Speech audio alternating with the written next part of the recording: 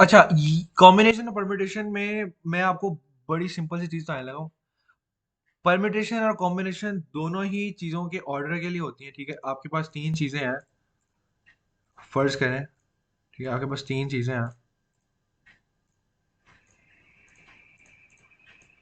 आपको देखना है कि यार मुझे ये तीनों चीजें प्लेस करनी है। ठीक है, प्लेस करनी है। आप अगर कहती हैं कि मुझे फर्क पड़ता है कि कितना कितने किस ऑर्डर में आप इनको प्लेस कर रहे हैं। ठीक है, अगर अगर आपको ये चीज जरूरी है कि आप इनको किस ऑर्डर में प्लेस कर रहे हैं, यानी आप कहते हैं मुझे मुझे फर्क पड़ता है कि रेड पहले है या नहीं है, रेड दूसरे नंबर पे है या नहीं है। ठीक है, तो वो हो जाएगी आपकी परम्यूटेशन। अगर आप कहते हैं मुझे फर्क नहीं पड़ता, बस मुझे तीनों चीजें एक एक दफा चाहिए, तो फिर आप रेड चाहे पहले नंबर पे रखें। ठीक है, रेड चाहे आप तीसरे नंबर पे रखें, रेड चाहे आप दूसरे नंबर पे रखें। ठीक है, रेड को आप जहां मर्जी जिस मर्जी नंबर पे रखें, वो एक ही काउंट होगा। ठीक है, रेड चाहे फर्स्ट नंबर पे आ जाए, ठीक है, रेड चाहे दूसरे पे आ जाए, रेड चाहे तीसरे नंबर पे आ जाए। ठीक है, वो तीनों सिनेरियोज वन काउंट हो रहे हैं, वन वन, लाइक वो आपका आइडेंटिटी काउंट हो रहे हैं। ठीक है, उससे हुआ क्या, आपकी जो नंबर ऑफ कॉम्बिनेशन है वो पॉसिबिलिटीज आप कह लें, कॉम्बिनेशन तो आप कंफ्यूज हो जाएंगी। नंबर ऑफ पॉसिबिलिटीज जो है वो रिड्यूस हो जाती है। वो क्यों रिड्यूस हो गई, क्योंकि रेड चाहे पहली जगह नंबर पे आए, रेड चाहे दूसरे नंबर पे आए, रेड चाहे तीसरे नंबर पे आए, उन सबको आप एक ही आइडेंटिटी काउंट कर रहे हैं। ठीक है, परम्यूटेशन में ऐसा नहीं होता। परम्यूटेशन में आप कहते हैं कि मुझे फर्क पड़ता है रेड पहले नंबर पे है और येलो दूसरे नंबर पे है और ऑरेंज तीसरे नंबर पे है, तो ये एक आइडेंटिटी होगी। रेड पहले नंबर पे है, ऑरेंज दूसरे पे है और येलो तीसरे पे है, ये एक आइडेंटिटी है। रेड दूसरे पे चला गया, ऑरेंज पहले पे, येलो तीसरे पे है, तो ये एक और आइडेंटिटी है। रेड अभी भी दूसरे पे, येलो पहले आ गया, ऑरेंज बाद में चला गया, ये एक और आइडेंटिटी है। इससे क्या हुआ, आपकी नंबर ऑफ आइडेंटिटीज बहुत ड्रास्टिकली बढ़ जाती है। ठीक है, तो जब भी आपको ऑर्डर मैटर करे, आपने ले लेनी है परम्यूटेशन यार। इसीलिए इनके फॉर्मूले भी तकरीबन सेम है। अभी मैं आपको एक चीज दिखाता हूँ बहुत मजे की कि इनके फॉर्मूले में डिफरेंस क्या है। ये n factorial over n minus r factorial होता है परम्यूटेशन। ठीक है, ये होता है विद आपका, ये आपके टोटल नंबर ऑफ पॉसिबिलिटीज होती है। N factorial over n minus r factorial असल में पता है क्या मतलब है? आपको ये किसी ने बताया ही नहीं, जाहिल के बच्चे कोई बताते नहीं है। जैसे अगर आपको कहा है कि यार आपके पास 8 चीजें हैं, ठीक है, और आपको उनमें से पांच, लाइक आगे पांच फिल करनी है आपने, तो आप सीधा 8 5 40 बोलेंगे। 8 5 40 पॉसिबिलिटीज है यार। 8 चीजों, आपके पास एक चीज 8 दफा है और एक दूसरी चीज 5 दफा है, आप कहते हैं इनको मैं मिला के कितनी दफा इकट्ठा कर सकता हूँ, तो आप सीधा सीधा मल्टीप्लाई करते हैं। ये n factorial over n minus r factorial का मतलब यही है, ये 8 × 5 ही है। N over n minus r factorial का क्या मतलब है, मैं आपको समझाता हूँ ऐसा क्यों है। ये जो एन माइनस आर फिक्टोरियल है ना, ये जब एन फिक्टोरियल को डिवाइड करेगा, जो भी ये नंबर बनेगा ना एन माइनस आर फिक्टोरियल का, ठीक है, फॉर एग्जाम्पल एन माइन, अब यहाँ इसी इसी एन 8 और 5 वाले एग्जाम्पल को मैं लूँ ना, तो ये एन माइनस आर जब डिवाइड कर देगा ना एन फिक्टोरियल को, ठीक है, तो आपका 8 × 5 बच जाएगा, 40 सीधा आंसर आएगा।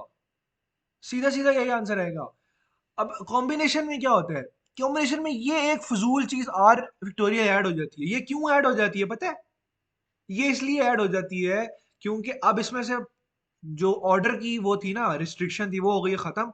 आर जो है, नंबर ऑफ आर, ठीक है, जो ऑब्जेक्ट्स हैं आपके, उनके फिक्टोरियल से आप क्यों डिवाइड करते हैं, क्योंकि अब आप नंबर ऑफ आर से अगर 5 फिक्टोरियल से डिवाइड करेंगे तो ये 5 4 20 20, यानी इसने इसने बहुत थोड़ा हो जाना है, इसने इस नंबर ने बहुत छोटा हो जाना है। जो भी, अब मैंने फिलहाल कोई क्वेश्चन तो क्रिएट नहीं किया, लेकिन इस नंबर ने आपके बहुत लेस लेस लेस लेस कोई छोटा नंबर बन जाना है। ठीक है, वो छोटा नंबर क्यों बन जाता है, मैंने आपको अभी समझाया कि अगर ये तीन चीजों को आपने प्लेस करना है विदाउट ऑर्डर, तो ये ज्यादा दफा नहीं प्लेस कर सकते आप।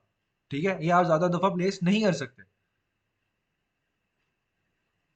और अगर आपको विद ऑर्डर प्लेस करना है तो ये पता नहीं कितनी दफा प्लेस हो सकती है। आप ये परमुटेशन में आपने साथ करके देख लें, आप कैलकुलेटर में आप एनपीआर वाली में डाल के देखें किसी भी चीज को।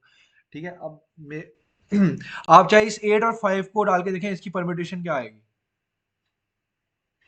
मैं अब ये देख भी लेता हूँ।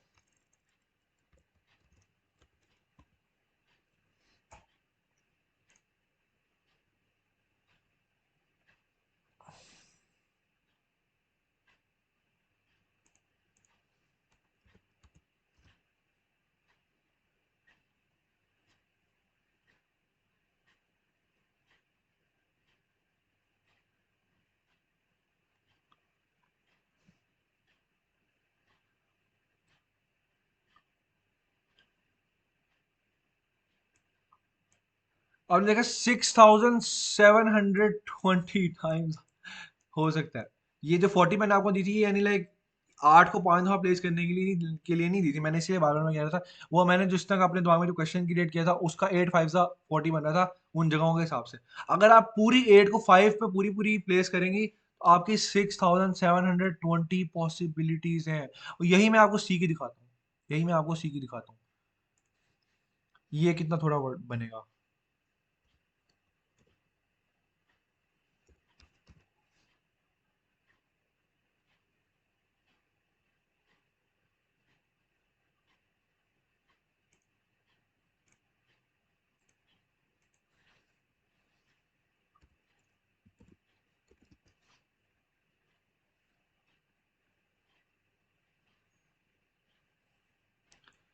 56 कॉम्बिनेशन बनते हैं, ठीक है। अब देखा कितना फर्क है, एक हजारों में है, एक 56 है। वो आर फिक्टोरियल से डिवाइड होने की वजह से है, वो आर फिक्टोरियल से डिवाइड होने की वजह से है। 6720 से 56 पे आ गई ये चीज।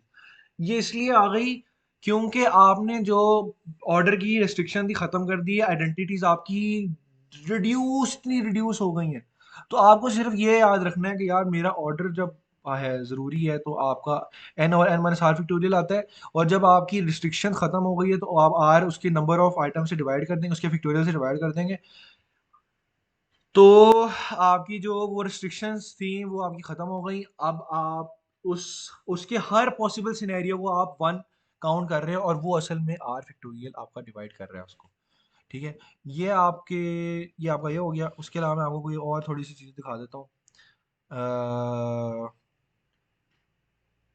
ये जब आपने n को n टाइम प्लेस करना है ऑब्वियसली फिर n फैक्टोरियल आएगा। जब n को आपने जीरो करना है तो वन वन आंसर आएगा। ये आप अपने साथ फॉर्मूले में पुट करके भी देख सकते हैं। नंबर ऑफ सर्कुलर परमुटेशन आपको याद रखना है, n माइनस वन फैक्टोरियल है। Number of n। अच्छा ये ना बहुत ज्यादा एनडीटी में सवाल आते हैं, मुझे अभी भी याद है सर्कुलर वायर में और different of the circular permutation. अच्छा अब सर्कुलर परम्यूटेशन में एन माइनस वन विक्टोरियल होता है। और जब आप बात करेंगे ना n beads can be arranged on a circular wire, तो n minus one factorial over two है। अब इसके पीछे ना तो काफी लंबी बहस है, वो मैं इस वक्त नहीं आपको समझा सकता क्योंकि मेरे पास इतना टाइम नहीं है वीडियो का। लेकिन ये हम किप्स में उन्होंने बताया था। इसके पीछे ना लॉजिक है, बस आप याद कर लें कि जब बीड्स की बात होगी ना आपकी, भाई आप कोई भी चीज़ आप अपने सर्कुलर वायर पे, ठीक है, की रिंग पे जैसे कोई चीज़ में कोई कोई भी चीज़ उसका सरकमफ्रेंस पे आप उसको देख रहे हैं कि उसकी कितनी अरेंजमेंट हो सकती है, तो टू से वो डिवाइड हो जाएगा, बस एन माइनस वन टू हो जाएगा। और circular permutation of n taken at all time, all at a time, ठीक है। तो पूरे के पूरे अगर आप उस पे सर्कुलर परम्यूटेशन पे काउंट करेंगे तो पूरा का पूरा एन माइनस वन फैक्टोरियल देगा। और अगर आप ये सर्कुलर रिंग की बात कर रहे हैं तो आपको डिवाइड बाय टू करना है। बीड्स की बात इसलिए मैं बार बार बोल रहा हूँ, अगर बीड्स हैं, ठीक है। ये आपके एमसीक्यू बहुत ज्यादा आते हैं। उसके बाद ये आपने बात याद रखनी है, number of combination and distinct objects that taken are at a time when p particular objects are always included. जब वो आपको कहीं ना कोई चीज यार ऑलवेज इंक्लूडेड है तो आपने एन माइनस पी और आर माइनस पी कर देना, यानी वो चीज आपने माइनस कर देनी है। वो चीज की आप कर फिक्स्ड, यानी जो आपने अगर जैसे तीन प्लेसेस थी आपको कोई चीज फिक्स कर दी जाए ना, आपने उसको माइनस पी कर देना है। उस पोजीशन को आपने खत्म कर देना। तो अब आप बाकी दो चीजों के लिए बहस कर रहे हैं, इसलिए आपका फॉर्मूला एन माइनस पी हो जाता है। Number of combinations of and distinct at a time when p particular are never included। जब वो चीज आपने काउंट नहीं करनी, वो आपने काउंट करनी ही नहीं है, फिर आप जस्ट टोटल में से माइनस कर देते हैं। अब आप तीनों की बात कर रहे हैं, आर आप तीनों की बात कर रहे हैं, बट जस्ट आप उसकी आप उसको अपने उसमें नहीं को टोटल में काउंट नहीं करेंगे ना, तो आप एन माइनस पी कर देंगे। अगर आप उसको ऑलवेज फिक्स कर रहे हैं तो वो दोनों में से माइनस हो जाएगा, दोनों तरफ से। आप फिर से उसकी बात बात करेंगे, आप दो बाकी दो जगहों की बहस करेंगे, दो भी बाकी जो जगह बचती है।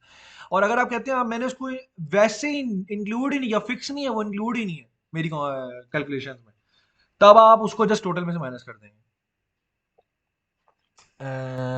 उसके अलावा जैसे मैंने आपको एक चीज दिखाई थी इंटीग्रेशन में, उसी तरह यहाँ पे अगर आपने दो डिफरेंट ऑब्जेक्ट्स की कॉम्बिनेशन की है जिसमें आपके पास total number of taken objects एक तरफ यानी टोटल नंबर ऑफ ऑब्जेक्ट्स आपके सेम रह गए हैं, लेकिन जो ऑब्जेक्ट जिनकी आप देखना चाह रहे हैं कॉम्बिनेशन वो डिफरेंट है। तो आप यहाँ पे अगर उनमें 1 का डिफरेंस है तो आप आर नंबर ऑफ ऑब्जेक्ट्स लेके n+1 कर सकते हैं, ठीक है। यहाँ पे जितने ऑब्जेक्ट्स होते हैं ना, आप उनको असल में यहाँ पे ऐड कर सकते हैं। अगर यहाँ पे -3 होते आप यहाँ पे +3 करके +2 आ जाना था, और ऊपर टोटल आ जाना था आपका n+3 आ जाना था। तो आपका यहाँ पे r+2 और n+3 हो जाना था, ठीक है। यानी जितने आपने ऑब्जेक्ट्स आपने जो आप उठा रहे हैं, जो आज इनकी अकोमोडेशन चेक कर रहे हैं, उनके बीच में जो नंबरिंग का डिफरेंस आ रहा है ना, आपने ऐड कर देना ऊपर और नीचे, ठीक है।